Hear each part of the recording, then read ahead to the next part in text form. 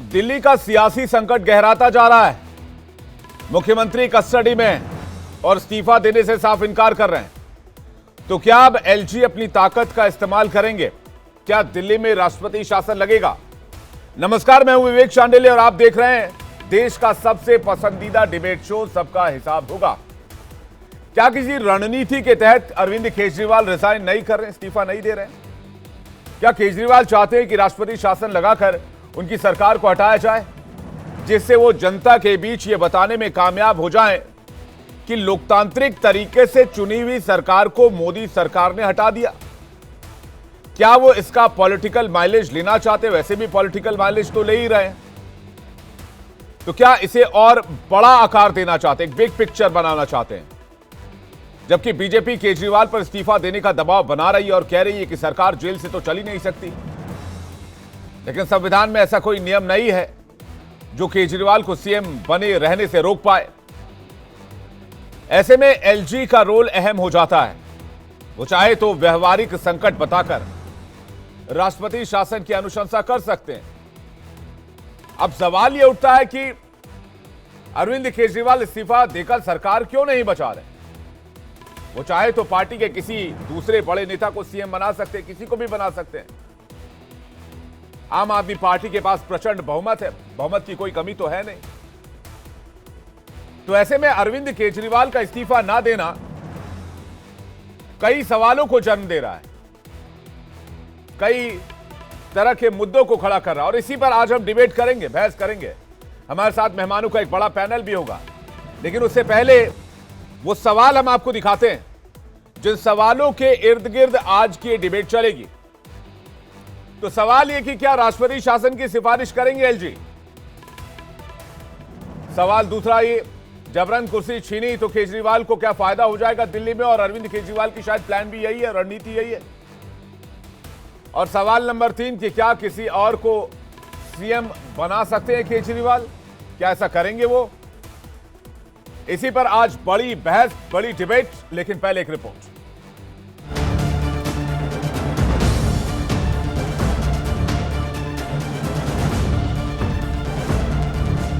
केजरीवाल की जिद केंद्र और दिल्ली सरकार के बीच टकराव बढ़ा चुकी है। जेल से सरकार चलाने में कोई संवैधानिक रोक तो नहीं, लेकिन व्यवहारिक रूप से देखा जाए तो ये संभव भी नहीं। ऐसे में अब केंद्र सरकार ब्रह्मास्त्र चला सकती है। एलजी के पास राष्ट्रपति शासन की सिफारिश करने की पूरी शक्ति है। केजरीवाल ने कहा है कि जनता इसका जवाब देगी। What would you like to say on this? LG कह रहे सरकार जेल से नहीं चलेगी। ये एक पॉलिटिकल षड्यंत्र है, जनता इसका जवाब देगी। What would you like to say on this? LG कह रहे सरकार जेल से नहीं चलेगी। ये एक पॉलिटिकल षड्यंत्र है, जनता इसका जवाब देगी। क्या दिल्ली में राष्ट्रपति शासन ही अब विकल्प बचा है? क्या एलजी केजरीवाल की कुर्सी छीन लेंगे? इस नजरिए से दिल्ली हाईकोर्ट की आज की टिप्पणी काफी अहम है। दिल्ली हाईकोर्ट में एक याचिका दायर की गई थी। ये अर्जी केजरीवाल के खिलाफ दाखिल की गई थी, जिसमें कुर्सी न छोड़ने के फैसले को चुनौती दी गई थी। हाईकोर्ट ने इस याचिका को खारिज कर दिया और मामले में दखल देने से इनकार कर दिया। लेकिन दिल्ली हाईकोर्ट की टिप्पणी काफी अहम है। हाईकोर्ट ने कहा कि आज की तारीख में ऐसा कोई नियम या प्रतिबंध नहीं है जो केजरीवाल को मुख्यमंत्री पद पर बने रहने से रोकता हो। फिर भी अगर कोई संवैधानिक विफलता होती है तो राष्ट्रपति या एलजी कदम उठाएंगे। न्यायिक हस्तक्षेप की जरूरत नहीं। कार्यपालिका राष्ट्रपति शासन लागू करती है। एलजी मामले को देख रहे हैं, फिर ये मामला राष्ट्रपति के पास जाएगा। जाहिर है कि केंद्र सरकार के पास ज्यादा शक्तियां हैं और दिल्ली पूर्ण राज्य भी नहीं। एलजी प्रशासक भी हैं और केंद्र के नुमाइंदे भी। लिहाजा केजरीवाल को हटाना इतना मुश्किल भी नहीं। फिर आखिर क्यों इंतजार किया जा रहा है? हम आपको बताते हैं कि एक्शन में क्यों देरी की जा रही। दरअसल राष्ट्रपति शासन अंतिम विकल्प होता है। आपके पास दिल्ली में प्रचंड बहुमत है। दिल्ली की कुल 70 में से 62 सीटों पर आम आदमी पार्टी के विधायक हैं। अगर केजरीवाल को जबरन हटाया गया तो सवाल उठेंगे और केजरीवाल को इसका फायदा मिल सकता है। इसलिए केजरीवाल खुद इस्तीफा दें तो बेहतर है। इससे चुनी हुई सरकार भी बच सकती है। इन सब के बीच दिल्ली के एलजी का वो बयान भी काफी अहम है जो उन्होंने बुधवार को एक निजी चैनल के कार्यक्रम में दिया था और कहा था कि किसी भी सूरत में जेल से सरकार नहीं चलने दूंगा। और आज दिल्ली हाईकोर्ट ने इस मामले में दखल से इनकार भी कर दिया। ऐसे में क्या अब दिल्ली राष्ट्रपति शासन की ओर बढ़ चली है? क्या इस संकट का रास्ता अब रायसीना से ही निकलेगा? इसी सवाल के साथ आज सबका हिसाब होगा।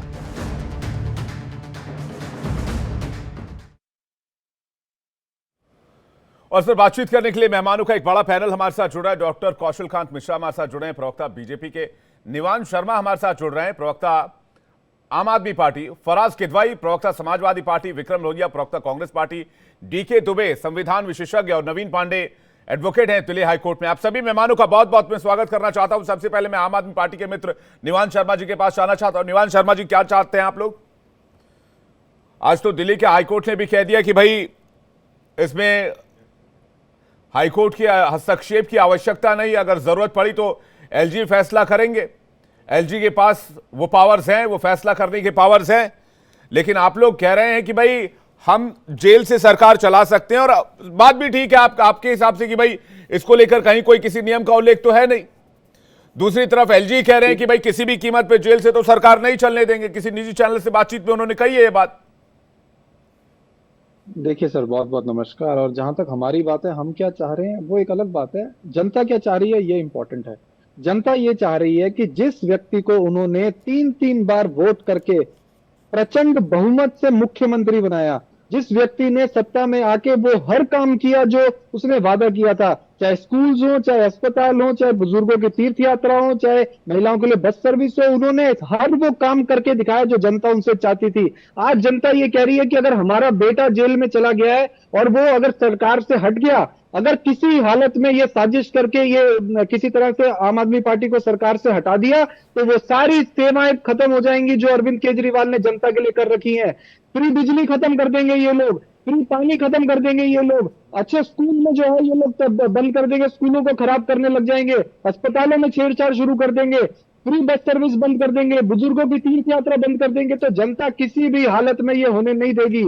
हम क्या चाहते हैं ये इंपॉर्टेंट नहीं है। हम सत्ता के लिए आए भी नहीं थे। Arvind Kejriwal ji income tax commissioner थे, उन्होंने सत्ता से अपनी उन्होंने कुर्सी छोड़ी इनकम टैक्स कमिश्नर की, जनता की सेवा करने के लिए। जनता ने उन्हें मुख्यमंत्री बनाया और जनता जब तक चाहेगी वो मुख्यमंत्री रहेंगे। नहीं, जनता की सेवा के लिए कोई चीफ मिनिस्टर जेल के अंदर से होकर कैसे कोई जनता के हित में फैसले कर सकता है? सर क्यों नहीं कर सकता? अगर कोई षड्यंत्र करके एक ईमानदार जनता के जननायक को जेल में डाल देगा तो क्यों नहीं जेल से सरकार चलेगी? अंग्रेजों के खिलाफ भी तो जेल में रह के लड़े थे। आज ऐसे लोग सत्ता में आ गए हैं। कैबिनेट की बैठक हो पाएगी क्या? मंत्रियों के साथ बैठक हो पाएगी क्या? फाइल्स पे सिग्नेचर हो पाएंगे क्या? महत्वपूर्ण फैसलों पर साइन हो पाएंगे? ये देखिए टेक्निकली सवाल है। आप ऐसा मत सोचिए कि भाई मैं आपको घेरने के लिए सवाल पूछ रहा हूं। ये सवाल हर किसी के जहन में है, ये हर कोई जानना चाह रहा है कि अगर जेल से सरकार चलाने की मंशा भी 1%, मैंने जैसे कि अपने ओपनिंग रिमार्क्स में ही कहा कि इसको लेकर कहीं कोई नियम कानून का कोई उल्लेख नहीं है, तो आपकी अगर मंशा भी है तो इन सवालों का जवाब तो फिर होगा ना आपके पास। मैं आपके हर सवाल का जवाब देना चाहता हूं और दूंगा। जनता के हर सवाल का जवाब हम देंगे, लेकिन मैं आपको एक चीज की एश्योरेंस दे सकता हूं। अरविंद केजरीवाल जी के लिए सबसे पहले देश का संविधान है। हमारे हर ऑफिस में बाबा साहब अंबेडकर जी की फोटो लगी होती है। कोई भी ऐसा काम नहीं होगा जो हमारे देश के संविधान के विरुद्ध होगा। हर काम देश के संविधान के दायरे में रह के होगा। लेकिन जो हमारे विरोधियों का, जो देश विरोधी ताकतों का जो इनके मंसूबे हैं, वो हम कामयाब नहीं होने देंगे। हम पॉलिटिकल शहीदी नहीं देंगे। हम लड़ेंगे, हम जेल से भी लड़ेंगे, हम जेल के बाहर भी लड़ेंगे, लीगल बैटल भी लड़ेंगे, पॉलिटिकल बैटल भी लड़ेंगे। नहीं, वो तो आपका पूरा पॉलिटिकल राइट है और कॉन्स्टिट्यूशन राइट भी। आपको बिल्कुल विपक्ष के नाते अपनी आवाज उठानी चाहिए। लेकिन कौशल खान जी, आज अरविंद केजरीवाल भी कोर्ट में अपना पक्ष रख रहे थे और ऐसा पहली बार जब कोई सिटिंग सीएम अपना पक्ष किसी अदालत के अंदर रख रहा हो तो बहुत चीजें पहली बार हो रही हैं। कोई सिटिंग सीएम पहली बार गिरफ्तार हुआ, इससे पहले शिबू सोरेन गिरफ्तार हुए तो राजभवन गए, रिजाइन करके आए, उसके बाद उनको अरेस्ट किया गया। लेकिन यहां पर दिल्ली में बहुत कुछ पहली बार देखने को मिल रहा है और पहली बार हुआ कि आज उन्होंने अपने पक्ष रखा और पहली बार उन्होंने कहा कि भाई 2 साल से जांच कर रहे हैं लेकिन मेरे खिलाफ कुछ उनको मिला नहीं अभी तक। कौशल खान जी, विवेक जी, एक चीज़ होता है विक्टिम कार्ड।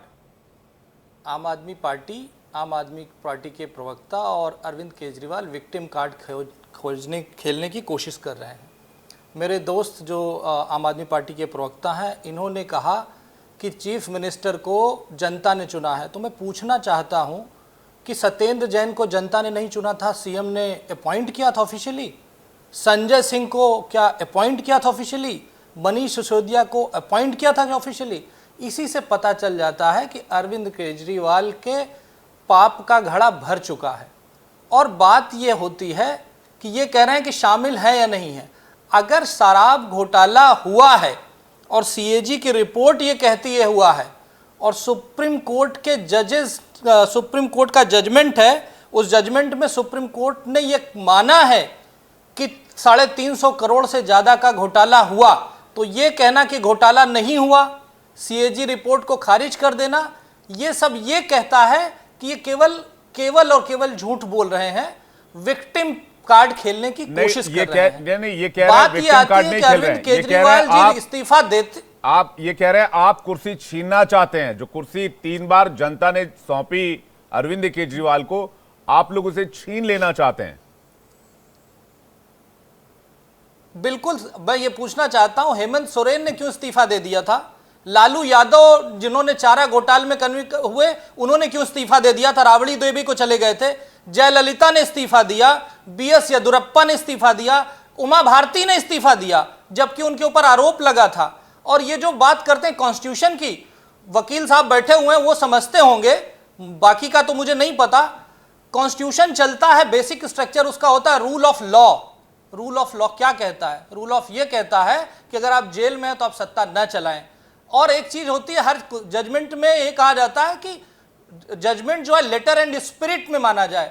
सर, लेटर लिखा जाता है, स्पिरिट आपकी अपनी मोरालिटी होती है, पर ना आम आदमी पार्टी के अरविंद केजरीवाल की मोरालिटी तो बची नहीं है, जिसको बोलते हैं कॉन्स्टिट्यूशनल मोरालिटी और पॉलिटिकल मोरालिटी। जितने सीएम्स ने इस्तीफा दिया था, उन्होंने मोरालिटी के बेसिस पे दिया था, नैतिकता के आधार पे। पार्टी अपने आप में एक अद्वितीय पार्टी है, क्योंकि जी, और वो कॉन्स्टिट्यूशनल मोरालिटी चीज होती है जो डिफाइन नहीं की जा सकती है। जैसे रूल ऑफ लॉ डिफाइन नहीं किया जा सकता है, वो केस बाय केस डिसाइड होता है कि रूल ऑफ लॉ ब्रेक हुआ या नहीं। तो ये तो अपने समझने की बात है। ठीक है, मैं इसका जवाब निवान जी से लूं, लेकिन सारे मेहमानों से एक रिएक्शन मेरा। और दूसरी चीज, एक लास्ट चीज, आज हाई कोर्ट ने, विवेक जी, आज हाई कोर्ट ने वैसे भी कह दिया कि ये तो उनको एलजी को देखना है कि सरकार चलेगी या नहीं चलेगी। तो ये कॉन्स्टिट्यूशन का ही मामला है, जिसमें ये भी एक ऑप्शन अवेलेबल है। यही बात तो वो कह रहे हैं निवान की, भाई हम सरकार को शहीद नहीं होने देंगे। ये वो बहुत दूर तक बोल गए थे। वो आप ही के लिए था कि भाई आप लोग एलजी के हिसाब से अगर आए हमारे पास कि भाई आप रिजाइन करो, नहीं तो नया नेता चुनो, नहीं तो हम राष्ट्रपति शासन की अनुशंसा करते हैं। तो उन्होंने कहा कि भाई हम शहीद नहीं होने देंगे सरकार को जनता ने चुना है। उसी बात पर वो बोल रहे थे। मैं इसका जवाब निवान जी से भी लो, आपसे भी डिस्कशन आगे बढ़ाऊं, लेकिन सभी लोगों से मैं एक रिएक्शन लेना चाहता हूं। मैं डीके दुबे जी और नवीन जी आपके पास आओ, लेकिन सबसे पहले फराज किदवई के पास जाना चाह रहा हूं। फराज किदवई जी, क्या इस पर पॉलिटिक्स, सियासत करनी जरूरी है? जिस तरह से बीजेपी कह रही है कि वो विक्टिम कार्ड खेल रहे हैं, आम आदमी पार्टी कह रही है कि भाई ये जानबूझकर हमारी कुर्सी ली जा रही है। अदालत का मामला अदालत में रहने देते हैं। विवेक जी, भ्रष्टाचारी जुमला पार्टी अगर मोरालिटी की बात करती है तो बड़ी हंसी आती है। देखिए, दिल्ली की केस में पहली बार ऐसा नहीं हुआ है। इसी भ्रष्टाचारी जुमला पार्टी ने जनादेश का अपमान दिल्ली में अध्यादेश ला करके किया, और इसी भ्रष्टाचारी जुमला पार्टी ने चंडीगढ़ में जिस तरह से वहां के मेयर इलेक्शन में खेल किया, यह पूरी दुनिया ने देखा। और माननीय सुप्रीम कोर्ट ने उस पर बोला कि it's a murder of democracy. अगर it's a murder of democracy को आप हिंदी में ट्रांसलेट करेंगे तो उसका मतलब यह होगा कि लोकतंत्र की हत्या। मगर अगर आप ये कहिए आज की तारीख में कि लोकतंत्र की हत्या हो रही है या लोकतंत्र खतरे में है विवेक जी, तो भ्रष्टाचारी जुमला पार्टी के लोग कहेंगे अरे साहब इलेक्शन तो हो रहे हैं। लेकिन विवेक जी याद रखिएगा कि आज के भारत का डिक्टेटरशिप का फॉर्मेट यही है। आज जिस तरह से फराज किदवई, मुझे थोड़ी सी हो गया है, आपके दो जवाब पर मुझे थोड़ी सी आपत्ति है। मैं आपको माफ कीजिएगा, मैं आपको इंटरवीन कर रहा हूं, माफी पहले मांग ले, चूंकि आप गुस्सा ना हो। मैं आपसे ये कहना चाहता हूं, आपने चंडीगढ़ वाले मुद्दे की बातचीत की, आपने बोला कि अदालत ने लोकतंत्र की रक्षा की। तो क्या अदालत यहां लोकतंत्र की रक्षा नहीं कर रहा है? ये अदालत नहीं है और सुप्रीम कोर्ट की जो वर्डिक्ट है आप उसके साथ खड़े हैं। मुझे इससे ऐतराज नहीं है आप किस वर्डिक्ट के साथ खड़े, किसकी खिलाफत करते हैं, किसको चैलेंज आप करते हैं। लेकिन आप मुझे बताइए हाईकोर्ट जो बात कह रहा है, हाईकोर्ट जो बात कह रहा है फराज किदवई जी की भाई ये एलजी नहीं आया है। मैं तो कह रहा हूं अगर हाईकोर्ट ये कह रहा है कि एलजी देखेंगे, अगर मैं ये फराज किदवई जी मैं उस केस में जा ही नहीं रहा, मैं कह रहा हूं एलजी देखेंगे, दिल्ली का मामला है, इसमें अदालत दखल नहीं कर सकता। इस टिप्पणी पर आप क्या बोलेंगे? देखिए आज की तारीख में जिस तरह से भ्रष्टाचारी जुमला पार्टी गवर्नर्स का इस्तेमाल कर रही है, एलजीएस का इस्तेमाल कर रही है, ईडी का इस्तेमाल कर रही है, सीबीआई का इस्तेमाल कर रही है, इनकम टैक्स का इस्तेमाल कर रही है, जिस तरह से ये सारी संस्थाओं का लोकतंत्र को बंधक बनाने के लिए इस्तेमाल कर रहे हैं, इनसे विवेक जी कुछ भी आप एक्सपेक्ट कर सकते हैं। मैं अपनी फिर उसी बात पर आऊंगा कि जिस तरह से पहले ये ऐसे वाले फोन आते थे कीपैड वाले, लेकिन फोन भी उसके बाद में स्मार्ट हो गए, उसी तरह से भ्रष्टाचारी जुमला पार्टी के राज में जो डेमोक्रेसी है, जो डिक्टेटरशिप है, वो भी स्मार्ट हो गई है। आज हम ये बहस विवेक जी जरूर कर सकते हैं कि आज के सेटअप में हम ये जरूर देख सकते हैं कि हम एक इलेक्टोरल ऑटोक्रेसी हैं कि कॉम्पिटिटिव अथॉरिटेरियन है, लेकिन हम डेमोक्रेसी अब किसी भी हाल में नहीं बचे हैं। जिस तरह से भ्रष्टाचारी जुमला पार्टी ने लोकतंत्र को बंधक बना रखा है, लोकतंत्र नहीं होता, जुमला पार्टी ने लोकतंत्र नहीं होता तो हम ये डिबेट कैसे कर रहे होते? आज की तारीख में फराज किदवई जी अगर लोकतंत्र नहीं होता तो आप केंद्र सरकार को यहां बैठकर उल्टा सीधा ना कह रहे होते। भाई साहब आप अपनी बात नहीं रख पा रहे होते। डिक्टेटरशिप में क्या होता है ये हम भी जानते हैं, आप भी जानते हैं ना फराज किदवई जी। विवेक जी सुन तो लीजिए, जल्दी से फिर विक्रम लोहिया जी के पास जा रहा हूं।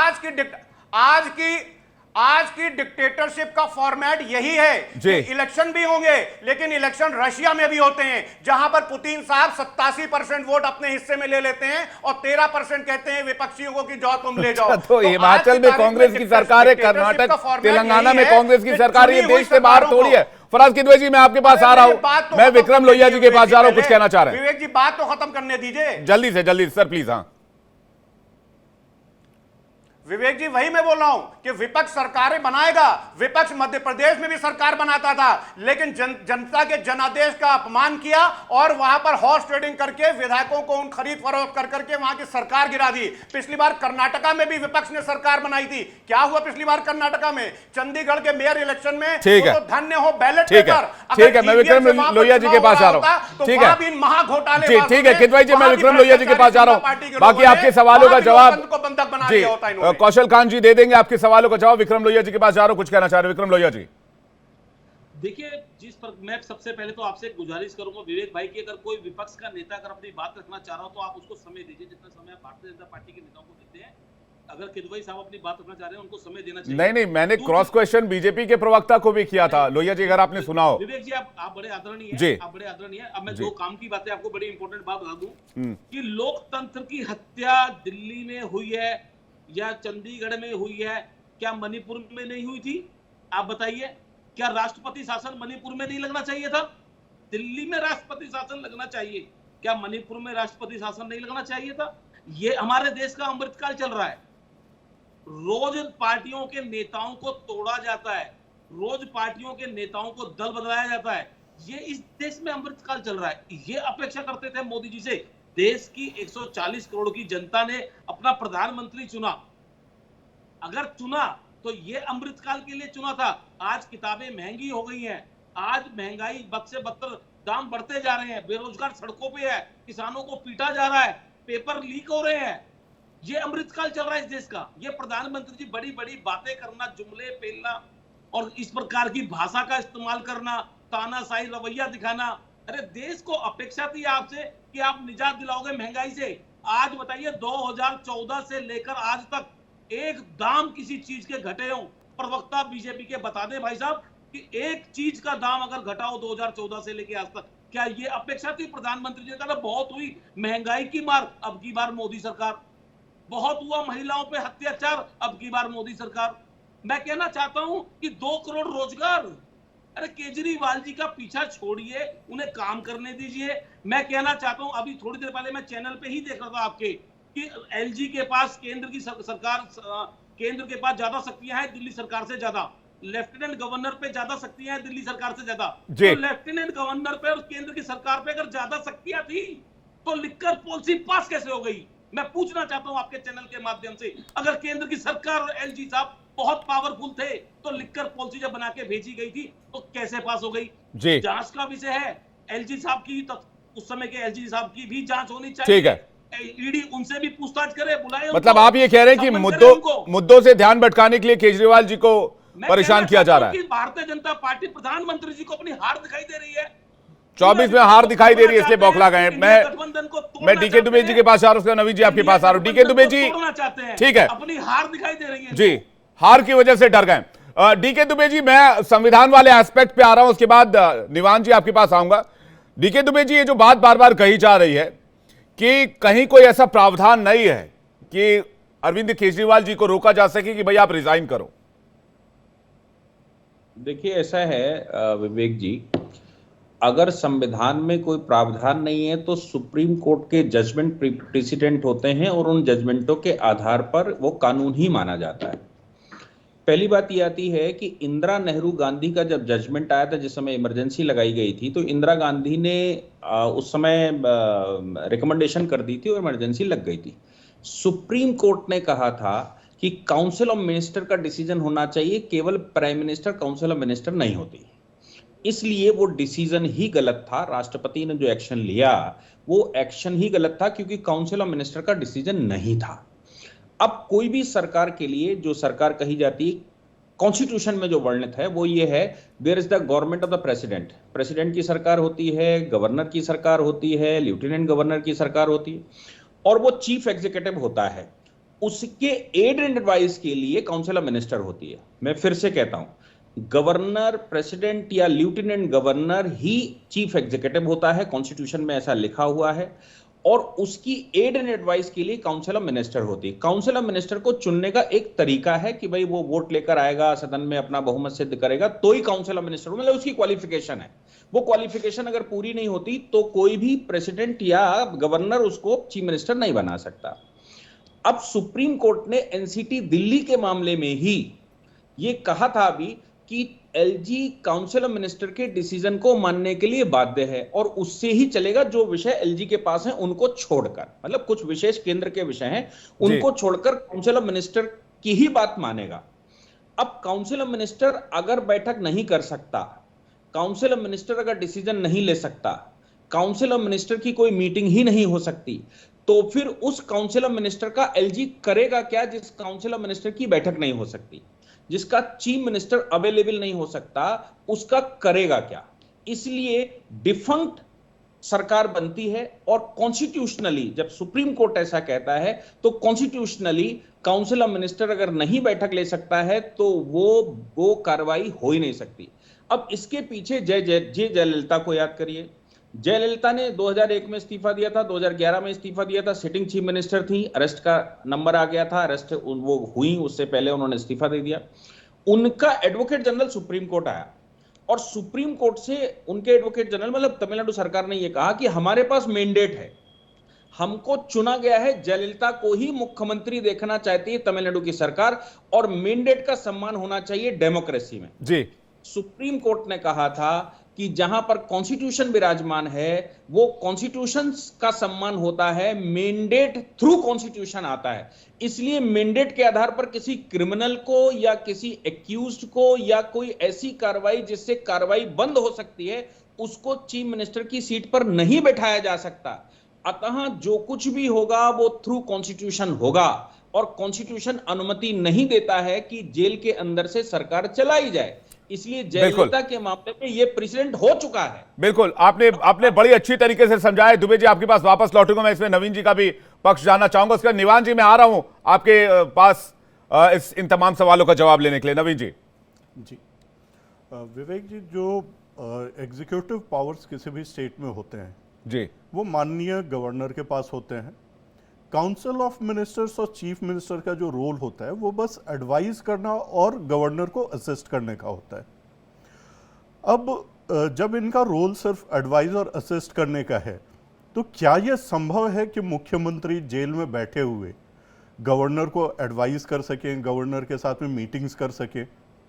तो बाकी सारे मुद्दों को यदि हम छोड़ दें, जैसे कि अभी देखा जा रहा है कि सवाल यहाँ पर डिबेट का जो मुख्य मुद्दा है वो ये है कि क्या केजरीवाल जेल से सरकार चलाएंगे जी। अगर चलाएंगे तो क्या वो चला सकते हैं। लेकिन इस पर चर्चा ना करके हमारे जो सहयोगी यहाँ बैठे हुए हैं, काफ़ी सारे लोग जो है कोई महंगाई पर लेकर के जा रहा है, कोई कहीं और लेकर के जा रहा है।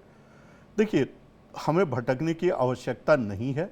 सबसे पहली बात हमें ये समझना है कि चीफ मिनिस्टर और काउंसिल ऑफ मिनिस्टर्स, इनका ऑफिस जो होता है ये तभी तक कायम रह सकता है जब तक गवर्नर इनके कार्यों से संतुष्ट हैं, जिसको हम डॉक्ट्रिन ऑफ प्लेजर कहते हैं।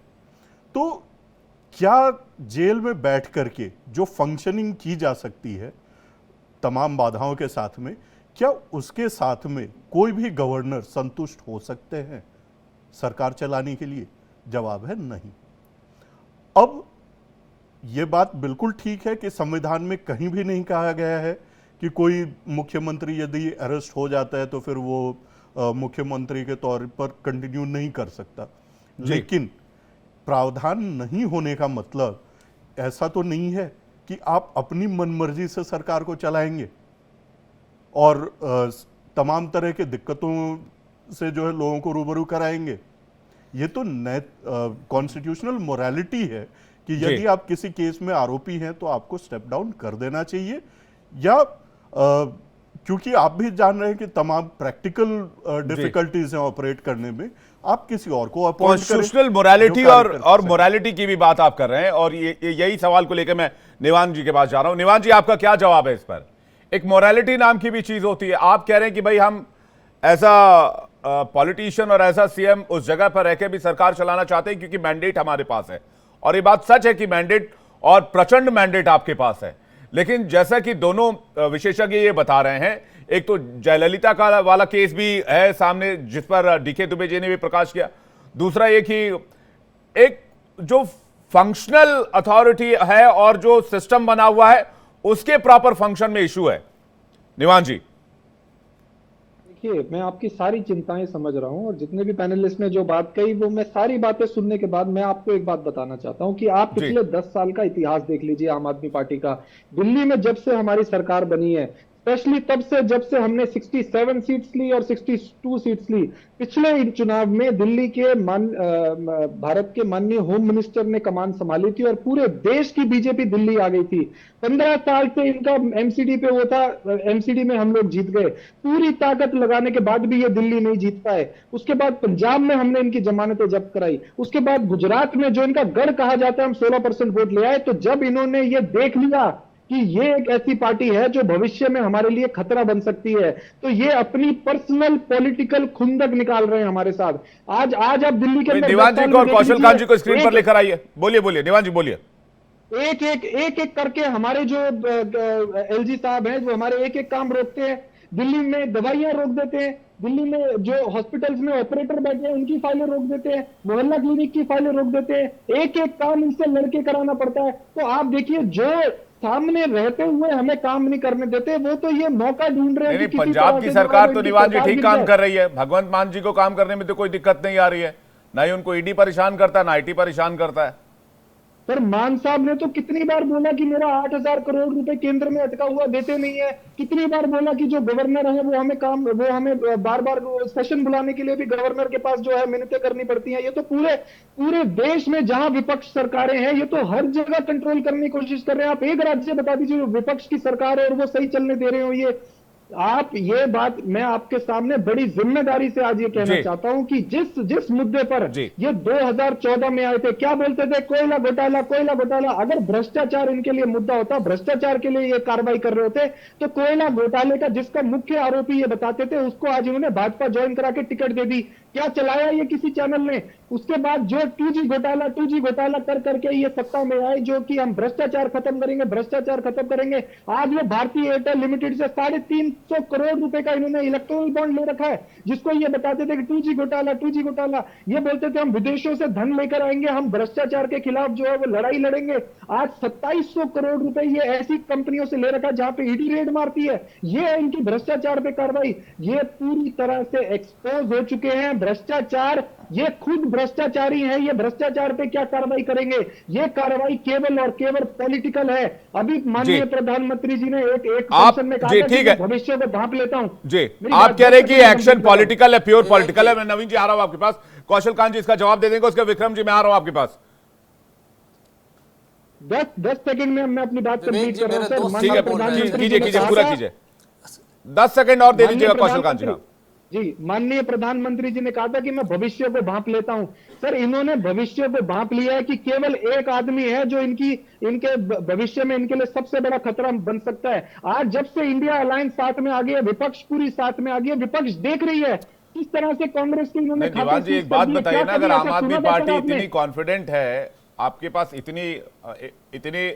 इतना सपोर्ट है ग्राउंड पर, आपका कार्डर इतना बड़ा है, विवेक जी दे दीजिए रिजाइन, जो होगा देखा जाएगा, आप फिर से चुन के आ जाएंगे, आप जनता का सपोर्ट भी मिल जाएगा आपको। नहीं, आप कह रहे हैं कि भाई नहीं, आप ये कह रहे हैं ना कि आपसे बाकी पार्टी को डर लग रहा है। विवेक जी आज आपने अरविंद केजरीवाल जी को जेल में डाल दिया, रिजाइन दे दो। कल ममता बनर्जी को जेल में डाल देंगे, रिजाइन दे दो। जितने विपक्ष के नेता उनको जेल में डाल के रिजाइन ले लो। ठीक है, कौशल कांत जी जवाब ले रहे हैं। कौशल कांत जी, पॉलिटिकल रिवेंज लिया जा रहा है, मेरे दोस्त बार बार बोल रहे हैं पॉलिटिकल रिवेंज की बात कर रहे हैं। ये मुझे बताइए, ये बार बार एक ही चीज कह रहे हैं कि शिक्षा, आप मुझे मेरे दोस्त ये बता दें, एक स्कूल का नाम जो उन्होंने दिल्ली में खोला हो, एक भी नहीं खोला। कौशल कांत जी को लिखा है, निवान को स्क्रीन पे लेकर आइए जल्दी से। विवेक जी, हाँ बोलिए कौशल कांत जी, बोलिए। निवान जी एक सेकंड वेट कीजिएगा। निवान जी एक करके जब आप बोल रहे थे तो विवेक जी अगर ऐसा ही करना था तो मेरे को भी बोलते रहना चाहिए था। निवान जी जिस तरीके से बोल रहे हैं उस तरीके से उनके बीच में बोलता रहना चाहिए था मुझे। मैं ये पूछ रहा हूं कि इन्होंने इतनी सारी बात की, इन्होंने इतनी सारी बात की, एक स्कूल नहीं खोला, एक अस्पताल नहीं खोला, और मोहल्ला क्लिनिक के नाम पे फर्जी दवाओं का फर्जीवाड़ा सामने आया। इन्होंने जहां जहां हाथ डाला, जमुना की सफाई का नाम लिए जमुना को काली करके रख दिया, और जितनी जगह इन्होंने हाथ डाला सब जगह इन्होंने घोटाले किए। चाहे वो जमुना की सफाई की बात करो, चाहे वो फर्जी दवाओं की बात करो, चाहे मोहल्ला क्लिनिक में टेस्ट की बात करो, चाहे शिक्षा की बात करो। एक स्कूल नहीं बनाए, बाथरूम बना करके उसका पैसा हजम करे। अभी जल घोटाला हुआ है, जल घोटाले में भी ये फंसने वाले हैं। अभी सीबीआई जांच होने वाली इनकी सिक्योरिटी की। इन्होंने अपनी पर्सनल सिक्योरिटी सर्विलेंस के लिए टीम बनाई थी जो अनकॉन्स्टिट्यूशनल थी। तो इन्होंने जहां जहां हाथ डाला वहां घोटाला किया है। और ये जो भी घोटाले की आप ये कह रहे हैं, आप अरविंद केजरीवाल के खिलाफ अभी और नहीं, आप लोग अरविंद केजरीवाल के खिलाफ अभी और मामले खुलवाएंगे, आप ये कह रहे हैं? लाइन लगेगी।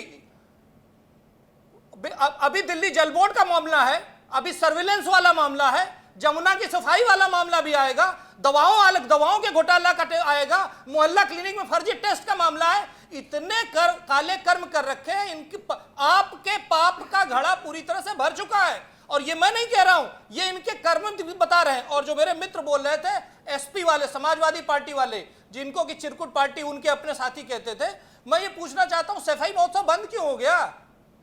कहां चले गए सफाई महोत्सव? क्यों नहीं हो रहा है? कहां से पैसा आता था? अखिलेश यादव की जेब से आता था, बंद हो गया। विवेक जी, 7 करोड़ की गोभी उग जाती थी गमलों पे, वो भी बंद हो गई। 10 एकड़ खेत में 700 करोड़ की प्रॉपर्टी पैदा हो जाती थी, वो भी बंद हो गई। कहां चले गए? ये सारे भ्रष्टाचारी हैं, और सारे भ्रष्टाचारी एक साथ बैठ करके फराज किदवई जी, मैं आ रहा हूं आपसे जवाब लेने के लिए, प्लीज वेट कीजिएगा। जुमला party, Faraz Kidwai ji please wait कीजिए। फराज किदवई जी एक सेकंड आ रहा हूं। और जो मेरे कांग्रेस के डाका डालते हो, जो लोकतंत्र पे डाका डालते हो। फराज किदवई जी आ रहा हूं। फराज किदवई जी आ रहा हूं आपके पास। फराज किदवई जी आ रहा हूं। फराज किदवई जी आ रहा हूं। फराज किदवई जी आ रहा हूं, रुक जाइए एक सेकंड में आ रहा हूं आपके पास। एक सेकंड में आ रहा हूं, जरा कौशल कांत जी की बात पूरी हो जाने दीजिए, मैं आ रहा हूं आपके। कौशल कांत जी बोलिए। फराज किदवई जी गुंडों की पार्टी चलाते थे, गुंडागर्दी करते थे, अब सफाई महोत्सव बंद क्यों हो गया? क्यों बंद हो गया बताइए ना, क्यों नहीं होला हर साल? जब ऑटो की तरह हवाई जहाज आते थे मुंबई से, वो बंद क्यों हो गया? नहीं जवाब दे पाएंगे। क्यों? क्योंकि वो हमारा उत्तर प्रदेश की जनता का पैसा खाते थे। अब बात करते हैं कांग्रेस की प्रवक्ता। कांग्रेस की प्रवक्ता कुछ नहीं कहना, उनकी अपनी प्रवक्ता के एक वीडियो सुना रहा हूं। से बात करेंगे, लेकिन उसके पहले बस मैं 2 ही चीजें कहना चाहती हूं। जब दिल्ली शहर में लोगों के सिर पर मौत का साया मंडरा रहा था और लोग बिना ऑक्सीजन के बेदम होकर तड़प तड़प कर दम तोड़ रहे थे, तब दिल्ली की अरविंद केजरीवाल जी की आम आदमी पार्टी की सरकार शराब की नीति पर काम कर रही थी। ये प्राथमिकता है सरकार की। इस सरकार की प्राथमिकता ये है कि 25 साल से उस वक्त जब कोरोना ठीक से है कौशल कांत जी, ये वीडियो कई बार चल चुका है। अब ये इनसे पूछिए, और कांग्रेस का दावा था कि इस घोटाले को उजागर करने में कांग्रेस की एक बड़ी भूमिका थी। जवाब दे पाएंगे? ठीक है, मैं इसका जवाब ले लूंगा। अभी क्या हो रहा है? अभी भ्रष्टाचारियों ने अपना गठबंधन कर रखा है, परिवारवादियों ने अपना गठबंधन कर रखा है। ये लोग गरीब हो गए इसलिए गरीबी की बात कर रहे हैं, ये लोग बेरोजगार हो गए इसलिए बेरोजगारी की बात कर रहे हैं। देश की बेरोजगारी और देश की गरीबी से इनका कोई लेना देना नहीं है। आज जब 80 करोड़ लोगों को खाना मिल रहा है, स्वास्थ्य की सुविधा मिल रही है, नल से जल मिल रहा है, गैस का कनेक्शन मिल रहा है, बिजली मिल रही है, स्वास्थ्य की मैं फराज किदवई जी के पास आ रहा हूं। आयुष्मान भारत की 5 लाख की योजना दिल्ली के सीएम ने दिल्ली में लागू नहीं होने दी। फराज किदवई जी, ठीक है, फराज किदवई जी, भ्रष्टाचारी एक हो गए हैं। भ्रष्टाचारियों को केंद्र की सरकार से डर लग रहा है, इसलिए इस तरह के राग अलापे जा रहे हैं। इसके बाद विक्रम जी मैं आपके पास आ रहा हूं। फराज किदवई जी। अच्छा विवेक जी, मैं आपसे सिर्फ 2 सवाल करता हूं, ठीक? जनार्दन रेड्डी कौन है? क्यों जरूरत पड़ गई जनार्दन रेड्डी को, भ्रष्टाचारी जुमला पार्टी को? जनार्दन रेड्डी जिनको माइनिंग माफिया कहा जाता था, जिनके ऊपर तमाम भ्रष्टाचार के आरोप लगाए थे भ्रष्टाचारी जुमला पार्टी ने, जिनके ऊपर कुल 41 केसेस चल रहे हैं, जिसमें 9 सीबीआई के केसेस चल रहे हैं इनके ऊपर। ये वही जनार्दन रेड्डी हैं जिनको 2017 में होम मिनिस्टर साहब ने कहा था। कौशल कांत जी एक एक करके, कौशल कांत जी एक एक करके, कौशल कांत जी एक एक करके मैं आ रहा हूं। क्यों पार्टी में शामिल किया जा रहा है ये बताइए। कौशल कांत जी एक एक करके, कौशल कांत जी एक एक करके। इनको ये कोयला घोटाले का आरोपी बोलते थे, 1 घंटा पहले वो भारतीय जनता कौशल कांत जी एक एक करके, एक एक करके। और वही भ्रष्टाचारी जुमला पार्टी नवीन कौशल कांत जी एक एक करके फराज किदवई को बोलने दे। फराज किदवई को लेकर आइए।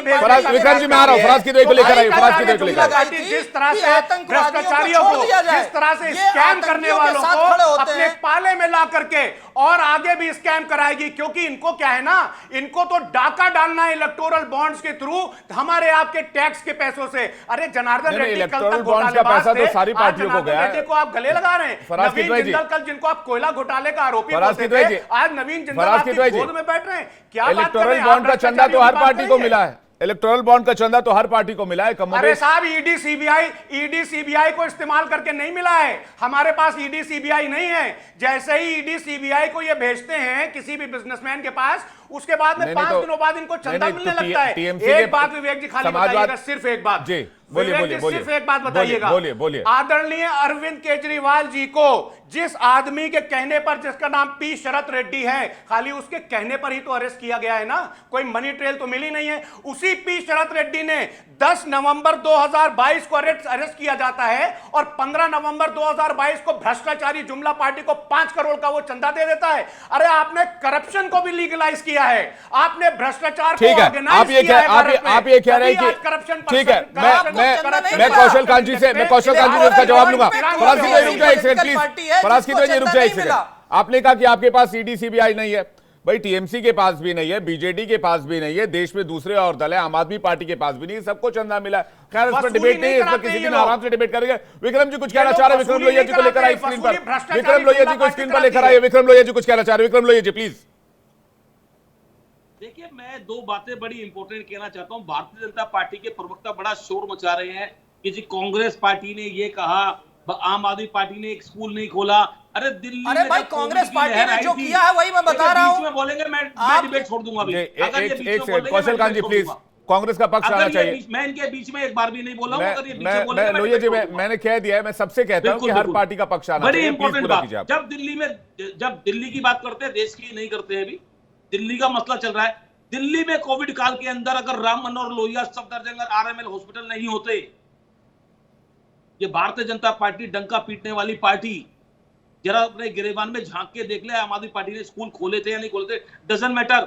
आप कोविड की बात कर लीजिए, अगर 3 हॉस्पिटल बड़े सेंटर के हैं, एक भी बीजेपी ने बनाया हो तो बता दें। एक स्कूल केंद्रीय विद्यालय दिल्ली में खुला हुआ हो।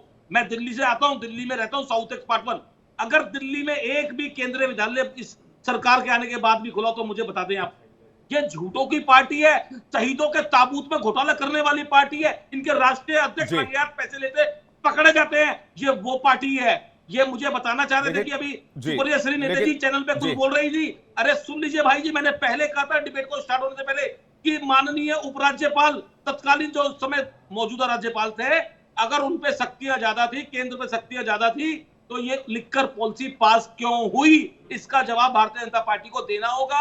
ईडी को जाकर के उपराज्यपाल साहब से बात करनी होगी। मैं 2 सवाल कौशल कांत जी के लिए बने और दोनों सवाल का जवाब ले ले, लेकिन कांग्रेस पार्टी का ही ये उस समय कहना था कि कांग्रेस पार्टी ने लिकर स्कैम मामले में आम आदमी पार्टी को एक्सपोज किया है और आम आदमी पार्टी इस मामले में एक्शन होना चाहिए आम आदमी पार्टी के ऊपर, अरविंद केजरीवाल के ऊपर।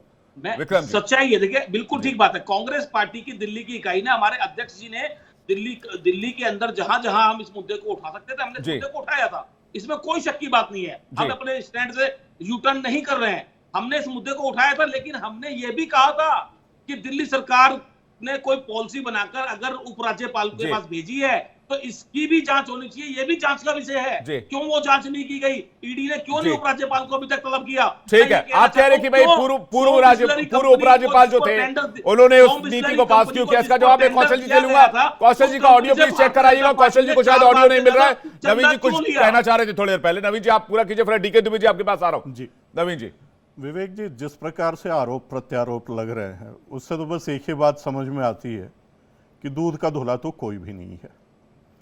अब बात करते हैं, ये भी मुद्दा उठाया जा रहा है कि पावर्स की। तो देखिए, जिस प्रकार से, जैसा मैंने पहले भी बताया कि चीफ मिनिस्टर ऑफ और काउंसिल ऑफ मिनिस्टर्स, इनका रोल होता है एडवाइस करना।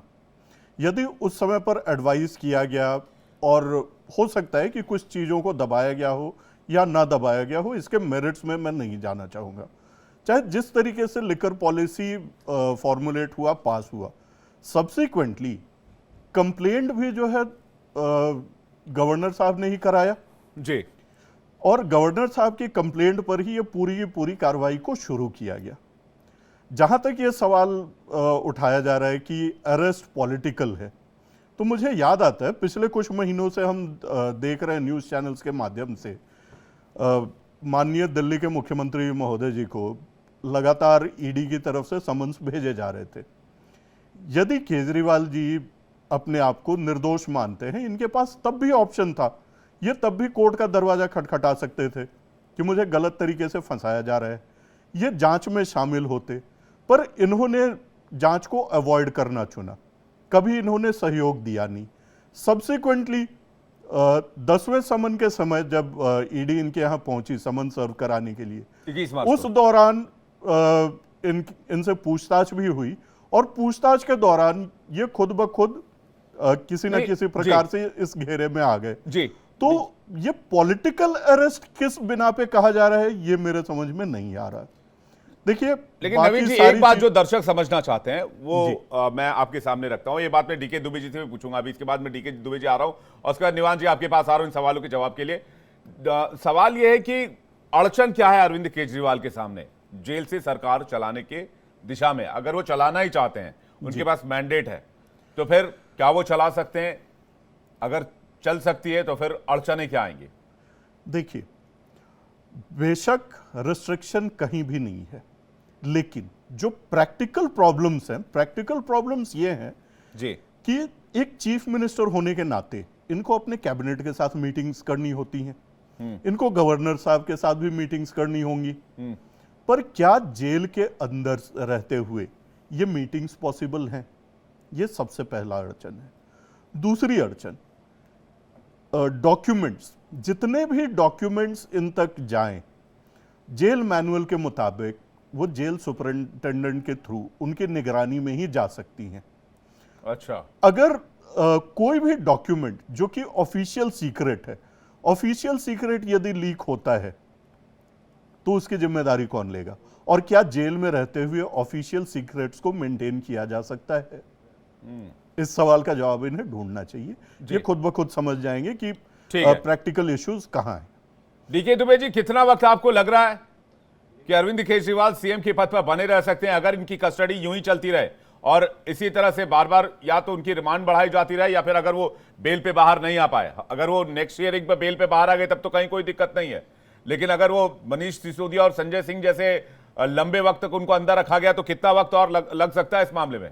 डीके दुबे जी, देखिए, ये जो समय है वो केवल अरविंद जी ही डिसाइड कर सकते हैं, अरविंद केजरीवाल जी बता सकते हैं, क्योंकि जो एजेंसी बात कर रही होगी वो रिमांड बार बार इसलिए लेती है क्योंकि उसके क्वेश्चंस के आंसर नहीं मिलते। अगर उसके क्वेश्चंस के आंसर मिल जाते हैं और उनका केस कंप्लीट हो जाता है तो उसके आगे वो सारा न्यायालय के पास चला जाता है, एजेंसी के पास नहीं रहता, अब न्यायालय डिसाइड करेगा। इसलिए एजेंसी जब भी किसी को लेती है कस्टडी में, चाहे वो पुलिस कस्टडी में ले या फिर जुडिशियल कस्टडी में ले, ये डिपेंड करता है एक्यूज्ड के ऊपर कि एक्यूज्ड कितना सहयोग कर रहा है। अभी भी जिस समय सम्मन उनको हुए थे 9 सम्मन, तो फिर उन्होंने सहयोग नहीं किया, यही तो आर्गुमेंट था ईडी का। ईडी ने बड़े सोच समझ के और उसमें किया कि साहब ये सहयोग नहीं कर रहे हैं, हमारे पास अरेस्ट करने के अलावा कोई ऑप्शन ही नहीं था क्योंकि ये सहयोग नहीं कर रहे हैं। और यही बात कोर्ट ने स्वीकार करी कि भाई सहयोग करने के लिए ईडी की इनको कस्टडी दे दी। तो यहां पर जो बात कही जा रही है वो बिल्कुल साफ है, वो ये है कि अरविंद केजरीवाल जी स्वयं तय करेंगे कि वो कितना, और ईडी की जो इन्वेस्टिगेशन है वो तय करेगी कितने दिन तक अंदर रखा जा सकता है। चूंकि ये विशेष लॉ है इसलिए सीआरपीसी के सामान्य प्रावधानों के तहत वो चीज नहीं होती कि आप इतने दिन के अंदर हो गया तो फिर आपको बेल मिल जाएगी, इतने दिन के अंदर तो डिफॉल्ट बेल हो जाएगी, वो इस पर लागू नहीं होता। एक चीज और जो मेरे जहन में आ रही है वो ये है कि ऑनरेबल सुप्रीम कोर्ट का एक जजमेंट आया था आरएस नायक वर्सेस एआर अंतुले का, ये महाराष्ट्र के चीफ मिनिस्टर का मामला था जी। उस केस में प्रोसिक्यूशन जब सैंक्शन हुआ, गवर्नर ने कर दिया था, तो ऑनरेबल सुप्रीम कोर्ट ने कहा कि भैया चीफ मिनिस्टर एक पब्लिक सर्वेंट होता है और चूंकि पब्लिक सर्वेंट होता है इसलिए पब्लिक सर्वेंट के सारे नियम धर्म इनके ऊपर लागू होते हैं, वो अपवाद नहीं है, वो अलग नहीं है। चूंकि official subordinate to the governor माना जाता है चीफ मिनिस्टर भी, चीफ मिनिस्टर को जो डेजिग्नेशन दिया जाता है वो होता है officer subordinate to the governor या लेफ्टिनेंट गवर्नर, तो उनके मातहत अधिकारी हैं, पब्लिक सर्वेंट है। अब पब्लिक सर्वेंट वाले नियम अगर लगा दिए जाते हैं कि 48 घंटे तक कोई भी कस्टडी में रहता है तो उसके खिलाफ एक्शन लेना पड़ता है। मुझे लगता है कि अगर उस विषय पर आगे बढ़ा गया एलजी के द्वारा तो बड़ी संकटें सामने आ सकती हैं इस विषय में। यानी कि आम आदमी पार्टी और बीजेपी के बीच का ये जो रहा रही है और ज्यादा तीखा होता नजर आएगा, खासकर इलेक्शन से पहले, और 24 के इलेक्शन में ये और ज्यादा तेज होता नजर आएगा। डीके दुबे जी, मुझे भी ये अभी से ये साफ तौर पर दिखाई दे रहा है। कौशल खान जी के पास जाना चाहेंगे। कौशल खान जी, शरद रेड्डी वाला मामला बार बार हवा से बाहर निकल आता है, ये एक बार इस पर बताइए ये क्या चल रहा है, और ये जो एलिगेशन बार बार आम आदमी पार्टी और कांग्रेस पार्टी की तरफ से लगाए जा रहे हैं उस पर भी जरा प्रकाश डालिए। और दूसरा ये कि जो बार बार ये पॉलिटिकल वेंडेटा की बात की जाती है, पॉलिटिकल वेंडेटा के तहत इस तरह का एक्शन लिया जा रहा है, क्योंकि जो एक्शन है वो अभी थोड़े दिन पहले शिबू सोरेन के बेटे हेमंत सोरेन के ऊपर लिया गया, जो प्रेजेंट चीफ मिनिस्टर थे, हालांकि उसके बाद उनको रिजाइन करना पड़ा। तो क्या विपक्ष के लिए वेंडेटा पॉलिटिक्स इस वक्त देश में चल रहा है, ये जो एलिगेशन आपके ऊपर, और एक शरद रेड्डी वाला मामला क्या है? देखिए, ये जो शरद रेड्डी या किस भी मामले की बात कर रहे हैं, इनके सारे प्रवक्ता जो आकर के टीवी पर ज्ञान देते हैं, ये ज्ञान ये बैठ के कोर्ट में भी देते हैं इनके वकील, लेकिन उसके बाद भी supreme court, high court, lower court, कोई भी कोर्ट इनकी बात क्यों नहीं सुन रही है? तो ये आपको और मुझे समझने की जरूरत नहीं है, सबको पता है कि ये विक्टिम कार्ड खेल रहे हैं। दूसरी चीज, जो वेंडेटा पॉलिटिक्स की बात कर रहे हैं, तो मैं बताना चाहूंगा, कांग्रेस सरकार जब थी उसने 90 बार राष्ट्रपति शासन लगाया था और 90 सरकारों को बर्खास्त किया था। तो क्या वो वेंडेटा पॉलिटिक्स कर रही थी? ये कांग्रेस के प्रवक्ता जरूर बताएं। उसने जब इमरजेंसी लगाई थी तो क्या किया था, ये सबको पता है। और जहां तक रही बार बार इलेक्टोरल बॉन्ड की बात करने की बात आ रही है, तो अगर हम देखते हैं इलेक्टोरल बॉन्ड की बात, तो अगर बीजेपी के पास इलेक्टोरल बॉन्ड आए हैं तो क्या कांग्रेस को नहीं गए? क्या टीएमसी को नहीं गए? क्या समाजवादी पार्टी को नहीं गए? क्या सबको नहीं गए? क्या उन्हीं पॉलिटिकल पार्टी, कौन सी ऐसी पॉलिटिकल पार्टी जिसको इलेक्टोरल बॉन्ड से चंदा नहीं मिला? बात यह है कि पहले लोग चंदा लेते थे बैग में भर के रुपए, अब कम से कम इलेक्टोरल बॉन्ड से सब कुछ क्लियर है, क्लीन है। आज कोर्ट उसको इन्वेस्टिगेट कर सकता है, देख सकता है किसने कितना चंदा दिया और किसके पास कितना चंदा गया है। और एक और आंकड़ा देना चाहूंगा कि अगर हम देखना चाहते हैं तो जो number of member of parliament in 5 सालों में रहे हैं बीजेपी के पास, उसके एवज में जो चंदा आया है वो सबसे कम है as compare to Congress, TMC, DMK और जो भी पॉलिटिकल पार्टियां हैं। तो अगर एमपी के रेशियो में चंदे को देखा जाए तो बीजेपी को जो चंदा रिसीव हुआ वो सबसे कम रिसीव हुआ है। ये एक लॉजिकल बात है कि अगर कोई चंदा देता तो जो पार्टी सरकार में होती उसको ज्यादा चंदा देता है, जो नई सरकार में होती उसको कम चंदा देता है। इसमें कौन से कम बात है? और अगर ऐसी बात है तो इलेक्टोरल बॉन्ड वाला मामला तो सुप्रीम कोर्ट में है ना। ये लोग जो लोकतंत्र की रक्षा की बात करते हैं, जब इनका चंडीगढ़ वाला मामला होता है तो सुप्रीम कोर्ट बहुत अच्छा हो जाता है, लोकतंत्र जिंदा हो जाता है, और जब इनके खिलाफ जजमेंट आता है तो लोकतंत्र मर जाता है। जब ये हार जाते हैं तो ईवीएम हैक हो जाती है, अदरवाइज जीत जाते हैं तो ईवीएम ठीक हो जाती है। तो ये जो सेलेक्टिविटी है ना, अपॉर्चुनिस्टिक पॉलिटिक्स है ना, निवाल जी मैं आ रहा हूं करने की विपक्ष जी, विक्रम जी कुछ कहना चाह रहे हैं। मोदी जी ने कहा था, एक मिनट, मोदी जी ने कहा था न खाऊंगा न खाने दूंगा।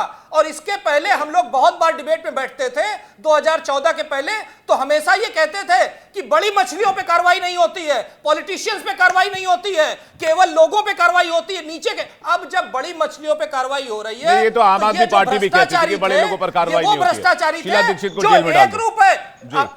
हाँ, तो अब जब अब सारे बड़े लोगों पे कार्रवाई हो रही है, और वो भी जो टोटल ईडी के केस है केवल 5% से कम पॉलिटिशियन है, बाकी सब नॉन पॉलिटिशियन है। विक्रम जी आपका रिएक्शन फिर निवान के पास जा रहा हूं मैं। तो सारे कानून को विक्रम जी फिर निवान जी, विक्रम जी मैं एक बात पूछना चाह रहा हूं। अभी प्रवक्ता साहब महोदय कह रहे हैं भारतीय जनता पार्टी के, क्या आपको माननीय सुप्रीम कोर्ट पे विश्वास है या नहीं है? इनसे पूछना चाहता हूं।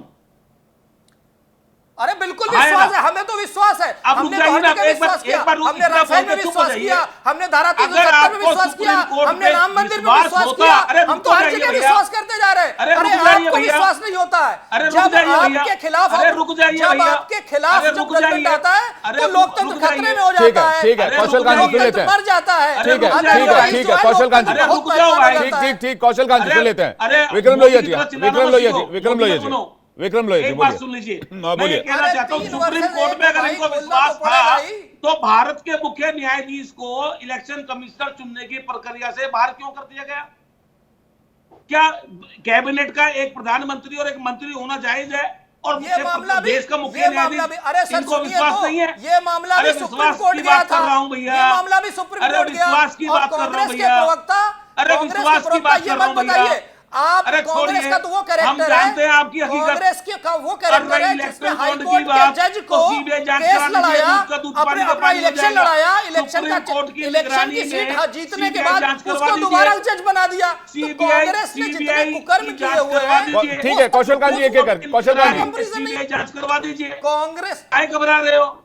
क्यों घबरा रहे हो? अरे भाई 90 बार सरकार गिराई थी कि नहीं? कांग्रेस ने 90 स्टेट गवर्नमेंट गिराई थी कि नहीं गिराई थी? तो क्या वो पॉलिटिकल वेंडेटा था जब इमरजेंसी लगाई थी? देखिए आप दोनों नेताओं से मैं कहता हूं, मुझे तो देश की चिंता होती है। पत्रकारों देखिए कौशल कांत जी, विक्रम जी, मुझे तो देश की चिंता होती है, मुझे दिल्ली के लोगों की चिंता है, मुझे देश की चिंता है, मुझे दिल्ली के लोगों की चिंता है। दिल्ली के लोग बगैर सीएम कैसे रह रहे हैं? मैं इसके बाद फराज किदवई मैं आपके पास आ रहा हूं, जरा निवान जी से आंसर ले लूं। निवान जी आपकी भी जिम्मेदारी बनती है कि एक फंक्शनिंग गवर्नमेंट दिल्ली में होनी चाहिए। मुझे तो चिंता होती है इस बात की, मुझे इस बात की चिंता होती है एक फंक्शनिंग गवर्नमेंट, विक्रम जी एक फंक्शनिंग गवर्नमेंट होनी चाहिए। निवान जी होनी चाहिए कि नहीं होनी चाहिए बताइए, अगर मैं गलत हूं कि नहीं होनी चाहिए। दिल्ली के में रोजमर्रा के जो काम होंगे कैबिनेट के, वो कैसे चल रहा है अभी?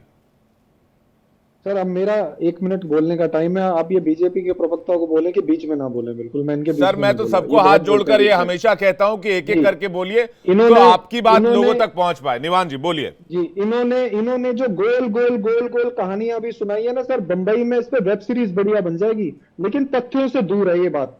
एक बात भी इन्होंने तथ्यात्मक नहीं बोली। इन्होंने कहा कि ये कार्रवाई तो ईडी कर रही है, हम नहीं कर रहे। ये पूरे देश के सामने आ गया आज की जहां ईडी जाती है वहां से अगर भाजपा को चंदा मिल जाता है तो ईडी की कार्रवाई खत्म हो जाती है। ऐसा कौन सा इन्होंने जादू की छड़ी घुमा देते हैं जो ईडी जाती है, बीजेपी को चंदा आता है तो ईडी की कार्रवाई खत्म हो जाती है। एक के बाद एक आज पीएमएलए एक्ट के तहत ये जो लोगों को फंसाने का काम कर रहे हैं ऑपोजिशन लीडर्स को, वो केवल और केवल ऑर्गेनाइज तरीके से बीजेपी का ऑपोजिशन को खत्म करने की साजिश है ये।